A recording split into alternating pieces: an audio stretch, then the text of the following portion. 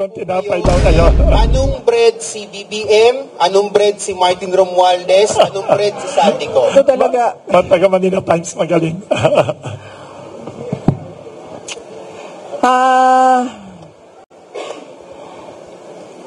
Definitely, hindi bread si Martin Romualdez at si BBM. Sino yung isa? Apat yun. Zaldico. Definitely, hindi sila tinapay. Dahil hindi makain yung ugali nila.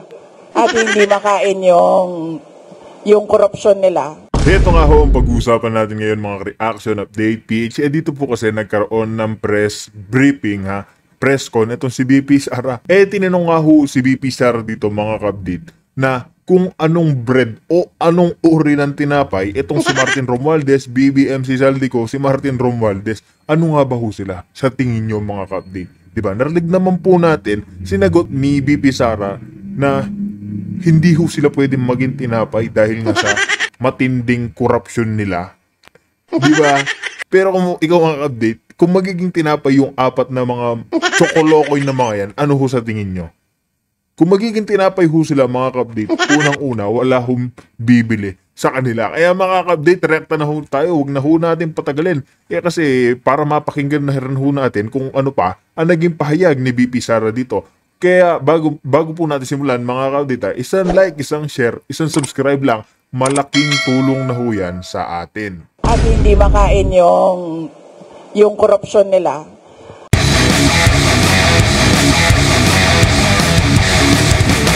Ma'am, kunin lang po namin yung reaction nyo dun sa sinabi po ni President Bongbong Marcos na hindi daw po aabot yung mga aligasyon ng korupsyon sa katanggapan po nila sa Office of the President kaugnay dun sa mga flood control projects po.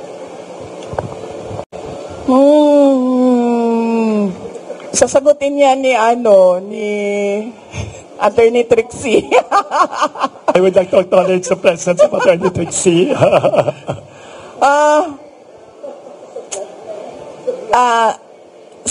Sa ganitong ongoing pa yung investigation ko at inquiry ko sobrang magtataka ka bakit confident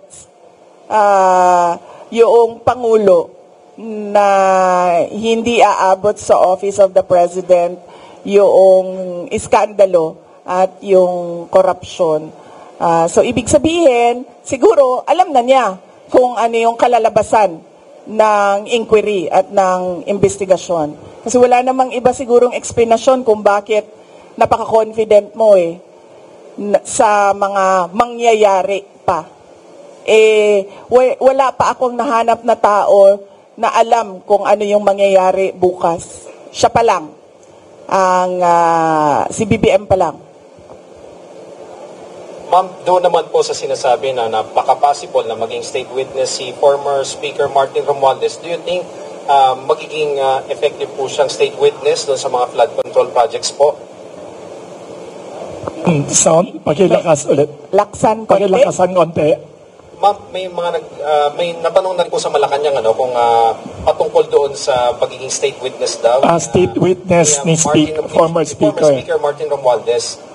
Do you think magiging effective siyang state witness doon po sa flood control project po? Okay. Hindi ako mag-comment dyan kasi hindi ko alam kung totoo ba talagang sinabi ng ICI yan at desisyon talaga ng body yan na siya ay maging state witness. Mamaya na lang tayo magkomento kapag nandyan na yung kaso at nakikita na natin na totoo talagang state witness siya. Pero sa batas, yung principal sa krimen ay hindi pwede maging state witness. Thank you. Isang Manila Times. Ma'am, good morning po. Isa pa, yes. Good morning po, ma'am. Ma'am, ito po, kapapasok lang po na balita. Tinuro, parang iniimbestiga, nag-order daw po si Ombudsman Remulla kay Secretary Dizon na parang investigate daw si Senator Bongo sa anumang possible link sa mga diskaya. So, ma'am, of course, Bongo is one of the allies of your father, the former president. Ano masasabi niyo dito sa parang saka do you think ma'am ituturo po ba ang mga kalaban sa politika sa ongoing na ICI investigation? Hindi ko alam kung ano yung malamang nakakaalam niyan si BBM kasi ngayon nga confident na siya na hindi siya kasali sa mga hindi aabot. Tama ba? Ang sinabi, hindi aabot sa Office of the President ang corruption. So, siya lang makakasagot niyan kung ano ang mangyayari. Ano yung tanong mo? Yeah, of course, baka ituro lahat ng mga kalaban sa politika sa ongoing na investigation ng ICI. Do you think po mangyayari po ba na baka mapunta rin sa inyo yung sisi or mapunta rin sa inyo yung ituturo or whatever dun sa investigation? Aabot sa akin yung flood control project. Kasi kung hindi aabot sa kay BBM, baka kayo naman pong ituro, ma'am, ng mga sinasabing witness. Sigurado ako hindi aabot sa akin ang flood control scandal. Kasi unang-una, wala namang flood control projects sa OVP or sa Department of Education. At makakasabi naman talaga ang mga contractors and even si Secretary Bonoan, wala talaga akong at all project dyan sa DPWH. In fact, hindi nga nila masabi ngayon na may insertions ang Vice President kasi wala talaga. Kita nyo naman ho kung paano sumagot ng diretso, matapang itong si BP Sara na makikita ho talaga nating malinis ang intensyon niya sa ating mga kababayan. Di ba makikita ho talaga natin na isang Duterte talaga ho. Ito, makikita ho natin ang determinasyon mga kaabig. Sinisiraan lang naman ho siya dahil sa confidential funds na hanggang ngayon, yung mga trolls nito mga pinglawan-dilawan, hindi ho siya tinitigilan. Kahit kasado na ho, yung kasong aligasyon sa kanya. Di ba? Yan lang naman po yung sinisira sa kanya. Pero ngayon, sino po ba yung mga nai-issue ngayon sa mga flood control? Mga kamag-anak ni Marcos Jr. Di ba? Lahat ho, gusto ho nilang pabagsakin, siraan. Pero ngayon, hindi ho nila madadawit si BP Sara dahil malinis ho yan. Malinis ho yan. Makikita mo yun sa halagang 125 million kung banat-banatan ho siya, mga ka-update. Kala mo naman talaga, winaldas po niya. Diba? Ganyan po yan yung mga admin ngayon. Yung admin ngayon, lahat po ng paninira sa kanya gagawin para mapatanggal lang siya sa pwesto. Pero ngayon, trillion, billion yung usapin. Nananahimik ko sila. Ginawa pang state witness yung pinaka-utak dyan sa flood control issue. Mga ghost project. Diba? Hindi ako sumasali sa ganyan. Kung aabot ba sa akin, sa tingin ko, aabot siya kasi kaalyado kami. Sa tingin ko, ililink nila, sa tingin ko, susubukan nila na paabutin sa akin dahil sa kaalyado ni dating Pangulong Rodrigo Duterte, si Senator Bongo. Doon siguro nila gagawan ng kwento yon. Yung part na ako, si PRD, nasa gitna, at si Senator Bongo, nasa kabilang side. Last question na lang, ma'am. Ma'am, medyo light tayo, ma'am. Ma'am, if you're bread or tinapay, anong bread po kayo? Anong bread si BBM? Anong bread si Martin Romualdez? Anong bread si Saldico? Ito talaga. Taga Manila Times, magaling.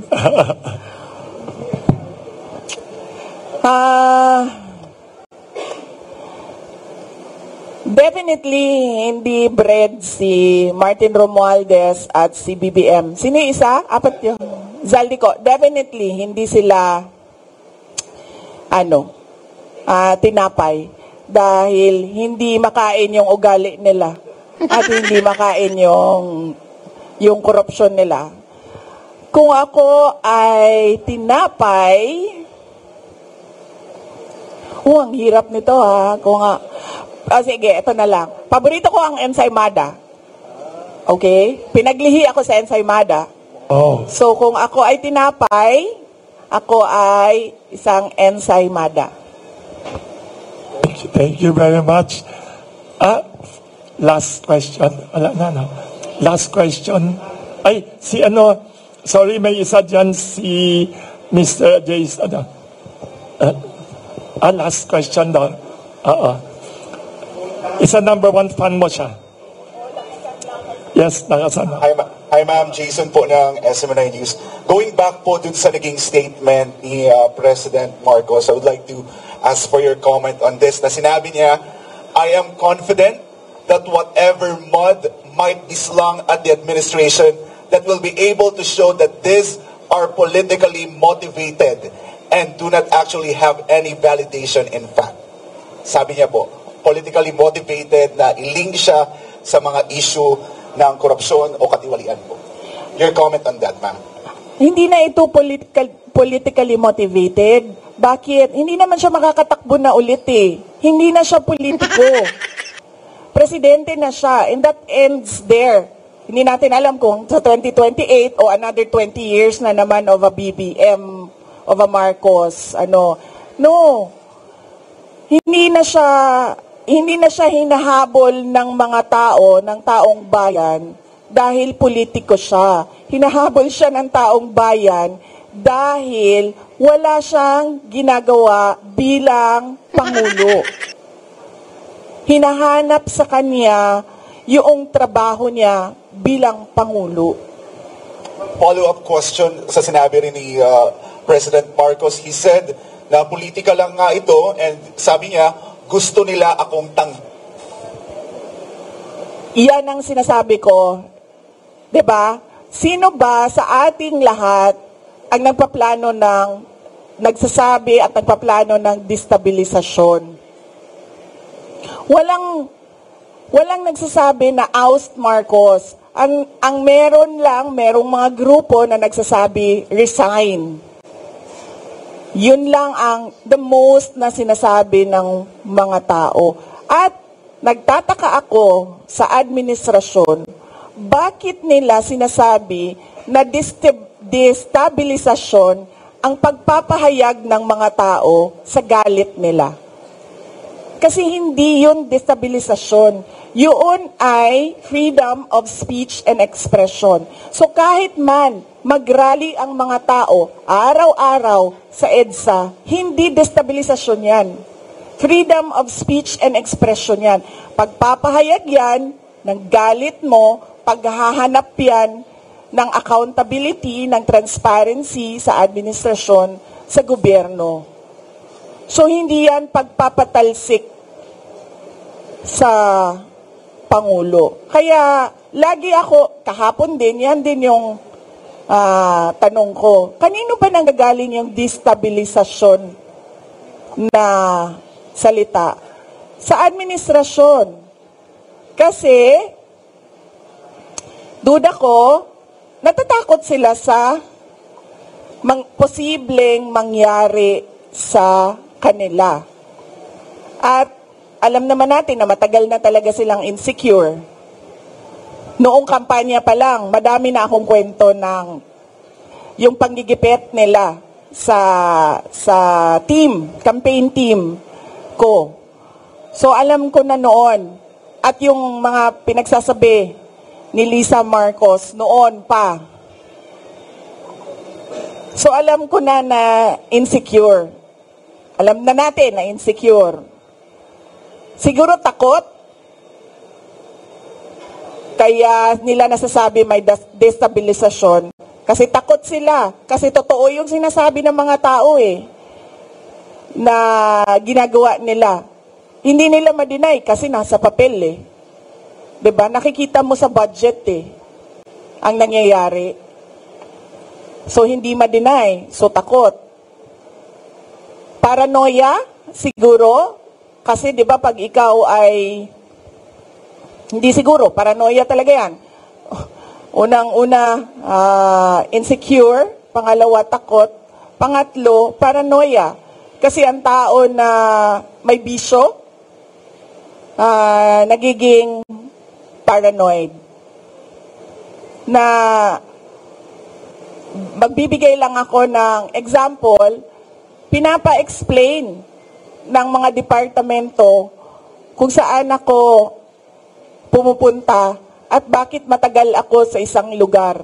Ganun na yung papel na umiikot sa loob ng gobyerno. Yan ang politika. 'Di ba? Magtatanong sila, anong ginawa ni Inday Sara doon? Ilang oras siya? At sino ang mga tao doon? At yung mga kawani ng gobyerno na nandoon, ipa-explain bakit sila nandoon.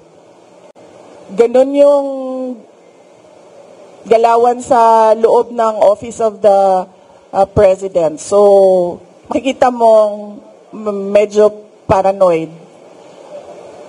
Ma'am, last question. It was the first time na narinig namin sa inyo during your press conference or ambush interview sa Zamboanga kung paano po nagamit yung confidential funds ng Department of Education. And you've mentioned si Zaldico. Ma'am, pwede niyo po bang ibahagi pa sa amin ano yung findings ng DepEd regarding the laptop scandal? And then, ano po ang ginawa ninyo sa findings na ito? Ipinaalam niyo ba President Marcos? May ginawa po bang parang case build-up para kung makasuhan man, kung may ikakaso? Yes, gumawa kami ng investigation sa loob ng Department of Education. Isa sa mga pinagamitan ng confidential funds ay yung corruption sa loob ng Department of Education. Hindi lang sa laptop madaming reports of corruption inside the Department of Education. Hindi lang sa central office, kasama na yung sa mga regional offices namin. So kapag merong reports, pinapaimbestigahan yon. So, isa sa mga inimbestigahan is yung laptop. Ang unang ginawa doon is nag-request ng fraud audit sa Commission on Audit. Tapos kami, sa loob ng Department of Education, gumawa din kami ng sarili naming investigation para kung ano man yung ma-actionan namin sa loob ng DepEd, ma-actionan na kaagad namin. Unfortunately, yung procurement ng laptop, hindi siya nangyari sa loob ng Department of Education. Nangyari siya sa DBM. So, ang pinaka-papel na nasa loob ng Department of Education ay yung agreement between DepEd and DBM.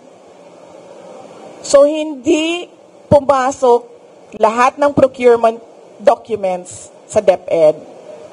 So, ang pinaka na magawa lang namin doon sa loob ng Department of Education is mag-blacklist. And at that time, hindi pa namin ma-blacklist kasi hindi nga sa amin nangyari yung procurement. So, natali yung kamay namin doon. Kaya inasahan namin na doon sa fraud audit ng Commission on Audit, may lalabas doon na mga personnel involved. At doon sa Blue Ribbon Committee na investigation, kung maalala nyo, may nangyaring Blue Ribbon Committee investigation sa Senate, sa laptop, ginamit namin yon sa loob ng Department of Education para isa-isahin kung sino yung mga personnel involved na under sa mga tao involved doon sa Senate Blue Ribbon investigation. Diyos ko, akala mo ba yung presidente natin nagtatrabaho? Hindi nagtatanong yan at all. Hindi. I swear to the flag, si BBM, hindi yan siya nagtatanong ng trabaho at all. Kaya napansin nyo ba, walang direksyon yung governance at walang direksyon yung iba't ibang departamento. Bakit? Kasi he doesn't give he doesn't command. He doesn't command, he doesn't ask, he doesn't say that, look, there's a Philippine development plan, and what are you supposed to do about this? Akala nyo ba yung ginawa ko sa DepEd, galing yun kay Bibi? Hindi, akin yun. Lahat. Kasi he did not give any orders at all. So pag upo ko doon, sabi ko sa mga kasamahan ko, sa mga USEC at ASEC, I think this is our show.